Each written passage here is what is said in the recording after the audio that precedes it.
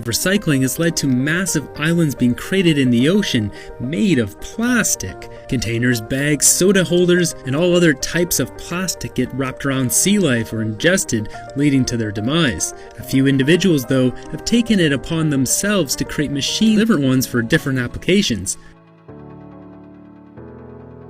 Plastic is thrown in on top and comes out shredded in bits on the bottom. The plastic is shredded, which allows it to melt easier and faster.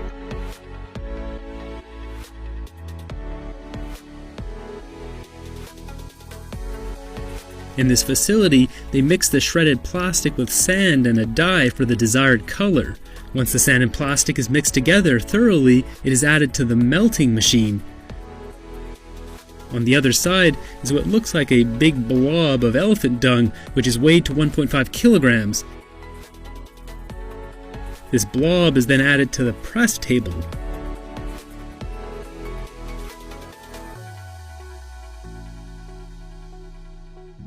A hydraulic press compacts and heats it at the same time, creating the new plastic tile. It takes 100 pounds of force to compress the tile and takes about 40 seconds for it to cool.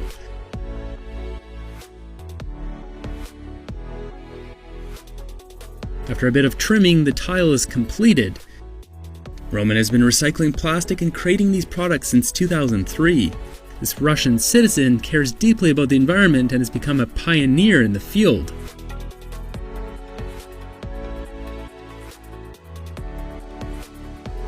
Here we see the finished result is strong enough to endure the sand delivery truck driving over the tiles that have been there for multiple years now.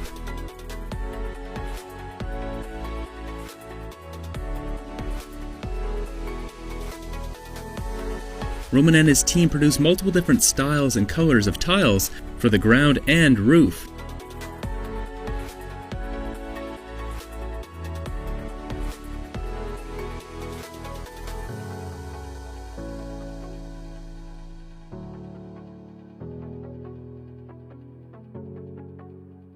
Coming in at number 5, this recycler of plastic also uses a mixture of sand and plastic to create tiles. Here we see a glob of fresh, hot plastic tossed into a hydraulic press.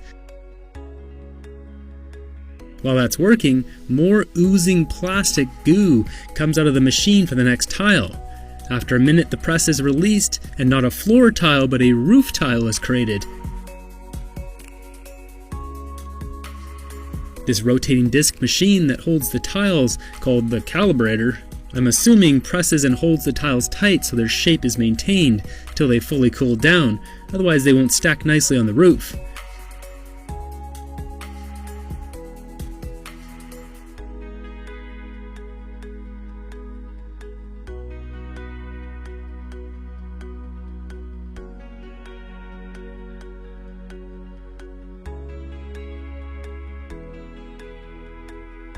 After the cycle is complete, the tile is popped and ready to be put on a roof.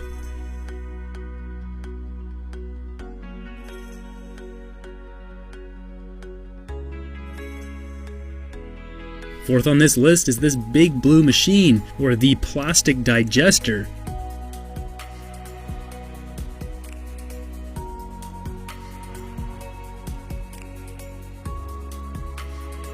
Shredded plastic is dumped in on the top, and crushed rock is mixed in along the side at the same time.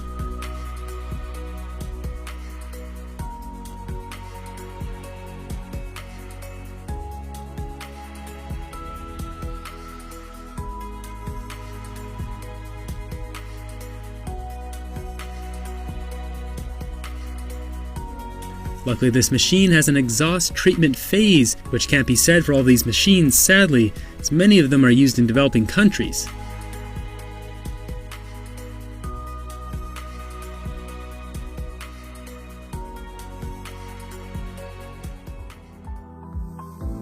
A variety of different colors and shapes are available from this company.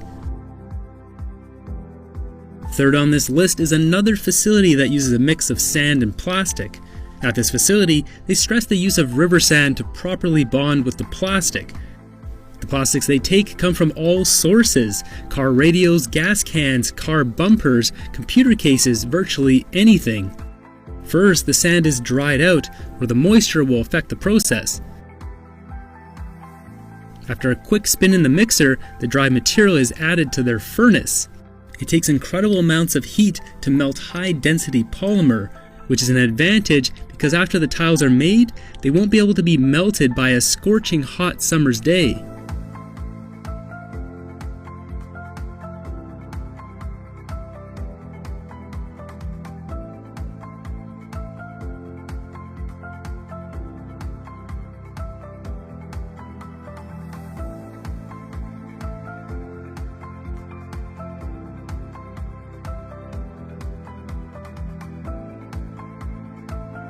Two minutes in their hydraulic press is all it takes before the tiles are ready to be cooled for another 2 minutes.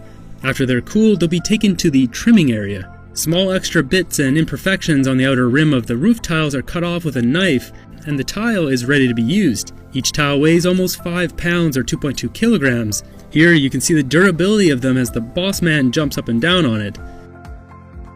These tiles are fire retardant and are poor conductors of heat, not allowing the fire to travel through them.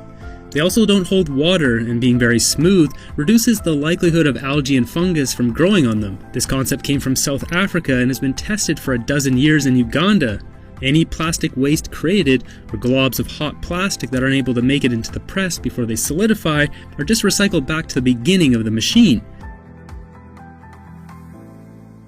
The final result are these beautiful roof tiles that would have likely been plastic floating in the ocean.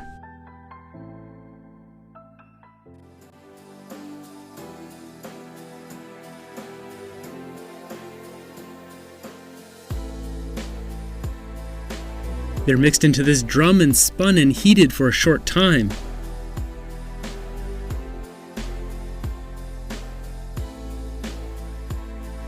On the other side is a gooey hot mess that comes out of a faucet.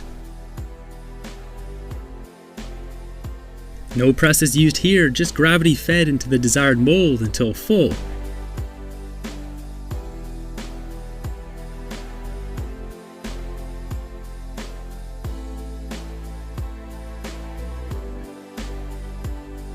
They're leveled off on top, much like what is done with wet concrete.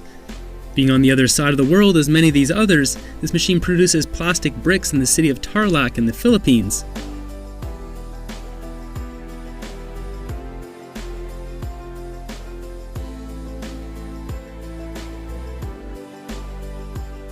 These bricks look highly convincing as conventional ones and come in a wide array of shapes.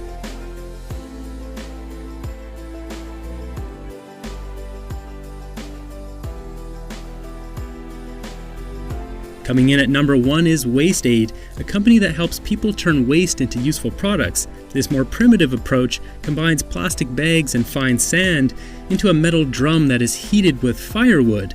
This company only uses LDPE type plastic for their creations, which melts in 20 minutes in this metal barrel. The liquid plastic must be continually stirred, keeping the temperature below 185 degrees Fahrenheit or 85 degrees Celsius, otherwise the plastic will burn.